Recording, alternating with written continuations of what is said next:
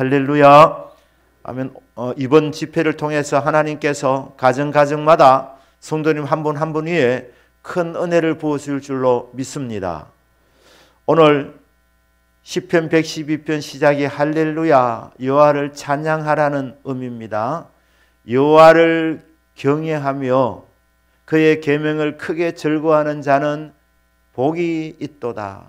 시편 112편의 결론의 말씀이 1절에서 이미 던져지고 있습니다.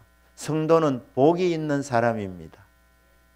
그러면 성도는 어떤 사람입니까? 성도는 여호와를 경외하는 사람입니다. 여기 호칭이 창조주 하나님을 가리키는 하나님이라고 엘로힘이라고 하지 않고 여호와라고 그렇게 칭호를 불렀습니다. 여호와라는 이 말씀의 뜻은 언약을 지키시는 신실하신 하나님이라는 뜻입니다. 하나님은 신실하신 분이십니다. 하나님은 약속하시면 반드시 이행해 주시는 분이십니다. 그 약속에 신실하신 여호와를 경외하는 자가 복이 있습니다. 경외함이 뭡니까? 존경과 두려움입니다. 하나님을 사랑하는 것은 우리가 사람을 사랑하는 것하고는 차원이 다르지 않습니까? 인간은 다 동급입니다. 창조주 하나님,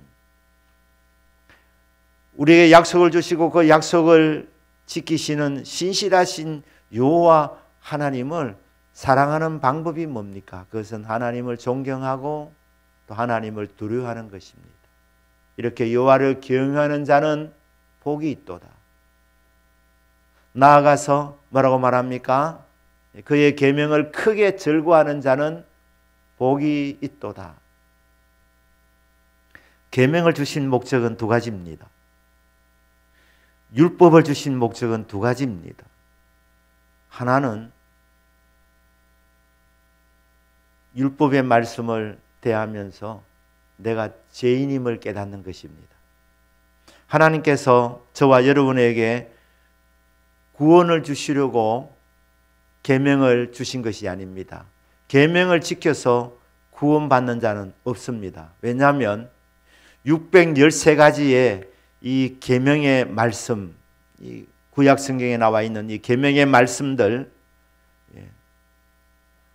완벽하게 613가지를 평생 지킬 수 있는 사람은 한 사람도 없습니다. 계명을 주신 목적은 나로 하여금 죄인임을 깨닫도록 하는 것입니다.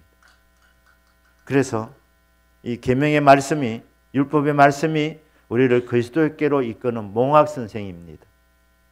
그래서 하나님이 율법의 말씀을 주신 것은 내가 이거 지킬 수 있겠구나. 그래서 이 계명을 지켜서 구원을 얻는 것이 아니라 나는 죄인이구나. 이걸 깨닫게 해서 예수 그리스도를 나의 주 나의 하나님으로 믿도록 만드는 것이 계명을 주신 목적입니다. 그래서 계명을 통하여 죄인임을 깨닫고 예수 그리스도를 나의 주 나의 하나님으로 고백하는 자는 복이 있습니다. 무슨 복입니까? 영혼이 구원받는 복을 받는 것입니다. 그리고 계명을 주신 두 번째 목적은, 계명은 이렇게 살아라고 주신 삶의 원리입니다. 그래서 이 계명을 지킴으로 복을 받습니다. 구원은 예수 그리스도를 믿음으로 구원받고, 복은 성도가 계명을 지킴으로 복을 받습니다. 계명을 지키지 못할 때는 주여 넘어졌습니다. 회개하고 돌이키는 것이고, 이 계명의 말씀을 사랑하고 그 말씀을 지키는 자가 복을 받습니다. 나의 계명을 가지고 지키는 자라야 복이 있다고 말씀하지 않습니까? 하나님도 사랑하고 나도 그를 사랑하여 그에게 나를 나타내리라. 계명을 지키는 자들에게 예수님과 교제하는 복을 내려주십니다. 이 율법의 말씀을 지키는 자가 복이 있다. 복 있는 자는 주야로 주의 말씀, 이 계명의 말씀, 율법의 말씀을 묵상하는 자로다. 그는 시냇가에 심은 나무가 철을 따라 열매를 맺음과 같이 그가 하는 모든 일이 다 형통하리로다. 이런 시냇가에 심은 나무가 철을 따라 열매를 맺는 삶을 살게 해주시려고 하나님이 우리에게 말씀을 주셨습니다. 누가 복이 있습니까? 여호와를 경외하는 자가 복이 있습니다. 주의 말씀을 주야로 묵상하고 그 말씀을 지키는 자가 복이 있습니다. 이게 시편 112편의 결론의 말씀이 1절에 나와 있습니다. 그리고 이 2절부터는 구체적인 복이 이제 나열되고 있습니다. 그의 후손이 땅에서 강성하며, 그래 나와 있지 않습니까? 정직한 자들의 후손에게 복이 있으리로다. 신앙생활을 하는 그 집안은 갈수록 좋아집니다. 갈수록 잘 됩니다. 당대보다 후손대에서 더 강성해집니다. 아멘이 되지 아니하십니까? 예. 갈수록 좋아진다는. 예. 그래서 믿음의 명문가정이 되는 거예요. 믿음의 명문가정. 예. 당대보다 2대 때가 더 강성해지고 2대 때보다 3대 때가 더 강성해지는 거예요. 물론 당대 믿는 분들은 그러면 낙심할 수도 있지만 당대에 또 하나님을 또 뜨겁게 체험하니까 그것도 은혜지만 갈수록 이 후손이 잘 되는 이 복이 믿음의 가정과 가문에 있게 되는 것입니다. 우리 성도님들 자녀들 잘 되기를 다 원하신 줄 믿습니다. 자식 잘 되는 일이라면 무엇을 우리가 하지 않겠습니까? 제가 유학 가서 시카고에 이제 그곳에서 이제 목회를 하는데 그곳에 이제 신학생들 중에 1.5세, 2세들 신학생들도 많았습니다. 그래서 시카고에 여러 교회를 섬기는데 그 신학생 그 전도사님들이 이구동 사는 말이 우리나라 부모님들은 위대하다는 거예요. 정말 대단하다. 희생이 눈물겹다는 거예요. 사연들을 들어보면 눈물 없이 못 듣는답니다. 예를 들어서 남미에서 그냥 미국으로 자식들 교육시키려고 그 당시에 지금도 그렇지만 미국이 세계 최대 교육국가 아닙니까? 그러니까 남미에서 정말 잘 살았는데 돈을 크게 벌었는데 대저택에서 생활하고 부수감이 없는데 자식 공부시키려고 그거 다 포기하고 미국으로 오는 겁니다. 불법 이민자로 오는 거예요. 남미에서 이 한인 의사들도 많이 있었는데 다 미국으로 넘어와서 불법 체류자가 됐다는 거예요. 불법 체류자로 산다는 것은 정말 어렵습니다. 목적은 딱 하나, 자식 공부시키려고. 그래서 세월이 지나면서 어렵게 영주권을 얻고 그 모든 가정이 뭘 하느냐? 세탁소 합니다. 세탁소.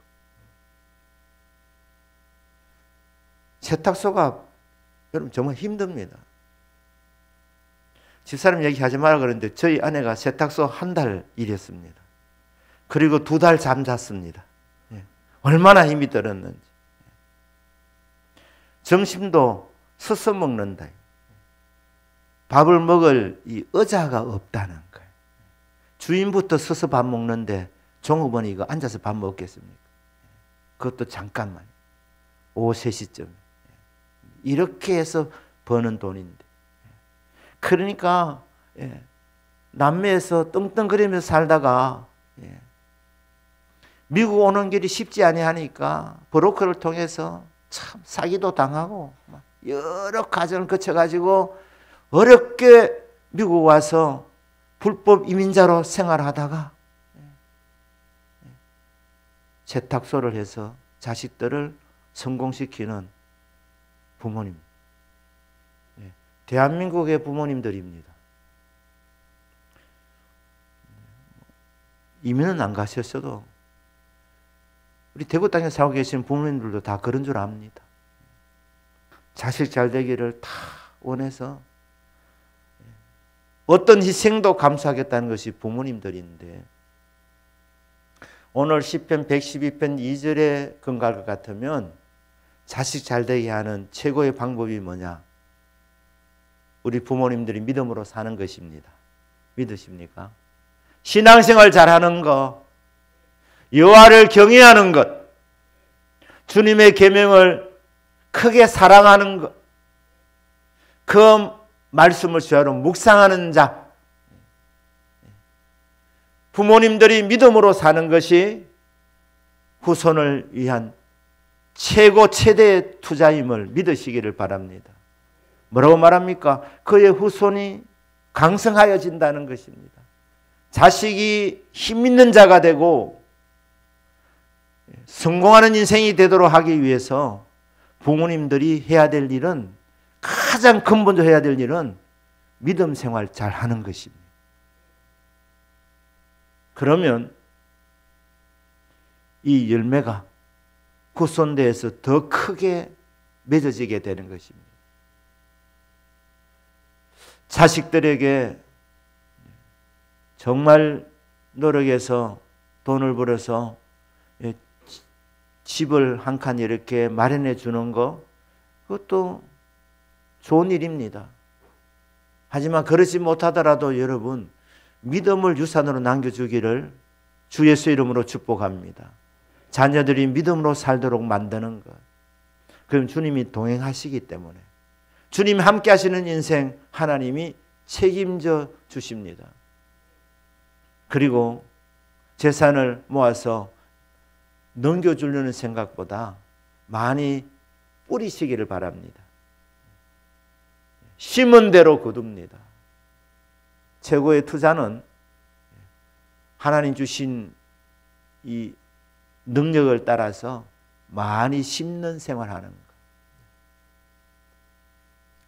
여러분, 여러분의 눈물의 기도는 반드시 자녀들을 통해서 열매로 나타날 줄로 믿으시기를 바랍니다. 그래서 부모님은 눈물로 기도하고 자녀들은 부모님의 눈물의 기도의 열매를 체험하는 것. 눈물의 자식은 망하지 않습니다. 여러분이 믿음으로 기도하는 것이 자녀를 향한 최고의 설계입니다. 그래서 내 기도가 하나도 땅에 떨어지지 않는구나 믿으시고 자녀를 위해서 뜨겁게 축복하는 우리 부모님들 되시기를 주 예수의 이름으로 축복합니다. 그렇게 눈물로 기도하는 그 부모님들이 있는 후손이 크게 강성하여집니다. 이 땅에서. 부모님들이 믿음으로 살면 열매는 후손대에서 거둡니다. 그렇구나. 내 인생의 자녀를 향한 최고의 투자는 내가 믿음으로 사는 것이구나. 내가 기도로 사는 것이구나. 그리고 많이 심는 삶이구나. 명심하셔서 후손대에서 크게 강성한 이 복이 나타나게 되기를 주 예수님의 이름으로 축복합니다. 아멘. 3절은 뭡니까? 부와 재물이 그의 집에 있으며, 그래 있지 않습니까? 그의 공의가 영구히 서 있으리로다. 믿음의 집안에 경제적인 복도 약속하고 있습니다. 믿으시기를 주 예수 이름으로 축복합니다. 이거는 말씀에 나와 있는 내용이니까. 부와 재물이 누구에게? 여호와를 경외하며 그의 계명을 크게 즐거워하는 자와 그 후손에게 있다는 것입니다. 그 집에 부와 재물이 있다는 것. 경제적인 복이 따라온다는 것. 그러나 세상 사람들이 받는 축복과 차이가 있습니다. 세상 사람들은 부와 재물 이것만 추구합니다. 하지만 우리는 공의도 함께 구합니다. 의, 믿음으로 사는 것입니다. 예수 그리스도를 구주로 믿고 생활하면서 경제적인 복을 크게 받은 사람들이 정말 많습니다. 그런데 이렇게 물질의 복이 오고 나서 점점 더 주님에게서 멀어지다가 결국 배반하는 집안들이 상당히 있습니다. 당대 때 믿고 이대 때에 큰 복을 받게 되는데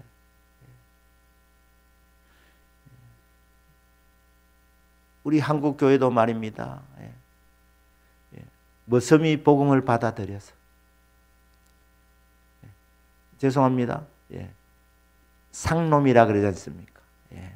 천민들이 복음을 받아가지고 구원받았을 뿐 아니라 이 천민의 후손들 가운데서 하나님께서 높여주시는 인생들이 있습니다.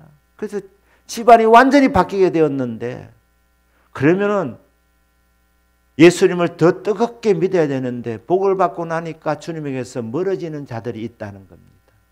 그러면 결국 안 믿는 사람처럼 되어버리는 것입니다. 그러나 우리 성도는 부와 재물과 함께 공의를 구해야 됩니다. 왜냐하면 우리에게는 의가 없기 때문에 믿음으로 사는 것입니다. 이 세 가지가 함께 주어지는 것. 재물의 복입니다. 부와 재물의 복, 그리고 믿음의 복. 믿음으로 의롭다함을 받으니까. 이 세 가지가 우리 성도님들 가정마다 넘치시기를 주 예수님의 이름으로 축복합니다. 4절은 뭡니까? 정직한 자들에게는 흑암 중에 빛이 일어나나니 그는 자비롭고 긍휼이 많으며 의로운 이로다. 흑암 중에 빛을 발하는 존재가 됩니다. 선한 영향력입니다. 시편 111편과 112편을 셋더라고 합니다. 시편 111편은 하나님의 위대함을 노래하는 시입니다. 그래서 시편 111편의 별명이 태양의 시라고 합니다. 태양의 시. 빛의 본체이신 주 여호와 하나님. 태양의 시. 시편 112편의 별명은 달빛의 노래입니다.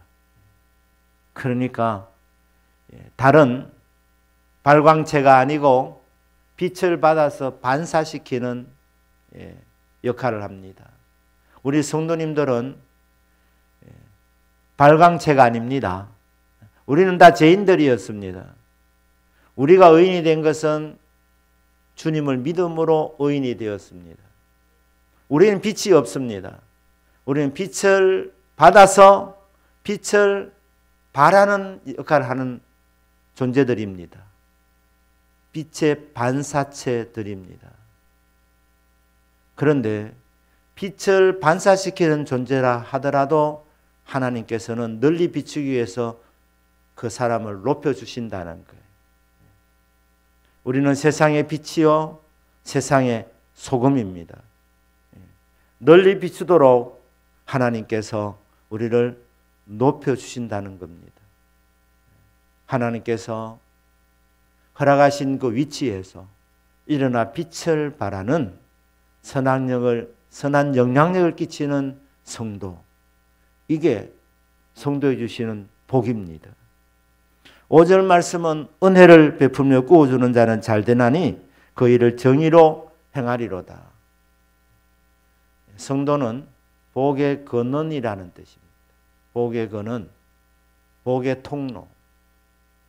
아브라함에게 뭐라고 말씀했습니까? 너를 축복한 자에는 내가 복을 내리고 너를 저주하는 자를 저주하느니 땅의 모든 족속이 너로 말미암아 복을 얻을 것이라 하신지라. 이 말씀을 아브라함이 듣고 그래 내가 복의 근원이구나. 사람들이 나에게 어떻게 하는지 보자. 사람들이 나에게 선대하기를 기다리는 사람이 아니었습니다. 그러니까 여러분 시편 창세기 12장 3절 말씀은 소극적인 말씀이 아닙니다. 너는 복의 근원이니까 사람들이 너를 선대해서 복을 받도록 하라. 이런 의미가 아니고 아브라함은 어떻게 살았느냐? 사람들이 선대하게 기다린 것이 아니라 가장 적극적으로 먼저 선대해 준 사람입니다. 먼저 베풀어 주고 구워 주고. 그래서 이걸 은혜를 베푼다는 겁니다. 대가를 바라지 않고 베푸는 것을 은혜를 베푼다고 하는 것입니다. 은혜를 베풀고 구워 주는 자. 이게 복의 근원이 살아가는 삶의 원리입니다. 그냥 다른 사람들이 나에게 잘 대해주기를 기다리는 삶이 아니라 적극적으로 나는 복의 근원이니까 선대해 주는 겁니다. 은혜를 베풀어 주는 겁니다. 구워 주는 것입니다. 그러면 어떻게 됩니까? 상대도 잘 되지만 은혜를 베풀어 구워 주는 자도 잘 된다고 말씀하고 있습니다. 믿습니까? 이게 복의 근원의 삶입니다. 다른 사람을 윤택하게 하고 자기도 윤택하여지는 이 비결은 은혜 베푸는 데 있습니다. 구워주는 데 있습니다. 자, 이렇게 하는 자는 잘되나니 그 일을 정의로 행하리로다. 은혜와 축복의 통로로 선대하며 베풀며 살아가는 이 복, 그는 영원히 흔들리지 아니하며 의인은 영원히 기억되리로다. 말씀 마무리하면서 오늘 우리가 불렀던 찬송가 559장, 이 찬송가 559장은 시편 112편 1절 2절을 기반으로 해서 만든 찬송가입니다. 사철에 봄바람 불어있고 하나님 아버지 모셨으니 믿음의 반석도 든든하다. 우리 집 즐거운 동산이라. 고마워라 임마누엘. 예수만 섬기는 우리 집. 고마워라 임마누엘. 복되고 즐거운 하루하루. 여호와를 경외하며 그의 계명을 크게 즐거워하는 자는 복이 있나니. 이 말씀을 어떻게 요약했습니까? 예수만 섬기는 우리 집. 요약하면 여러분 복받을 집안이 어떤 집안이겠습니까? 예수만 섬기는 집입니다. 예수 그리스도를 나의 주 나의 하나님으로 고백하고 그 주님을 믿고 의지하며 그 예수님을 예배하며 살아가는 개인과 그 가정과 그 가문에 영육간의 복이 넘치는 줄로 믿습니다. 오늘 이 새벽에 가정마다 선포하기를 바랍니다. 하나님이여, 우리 집안은 예수님만 섬기는 집안입니다. 저는 예수님만 섬기는 사람입니다. 우리 자녀들은 예수님을 사랑하고 예수를 믿고 예수님만 예배하는 예수님을 섬기는 사람들입니다. 이 고백만 되어 있으면 시편 112편에 나와 있는 그 모든 은혜와 복들이 삶 가운데서 나타나게 될 줄로 믿습니다. 이 복이 있도록 예수님을 잘 믿는 복을 받도록 예수님을 더 잘 믿어나가는 2025년도가 되도록 사모하시고 믿음으로 선포하는 저와 여러분 되시기를 주 예수님의 이름으로 축복합니다. 아멘. 기도하겠습니다.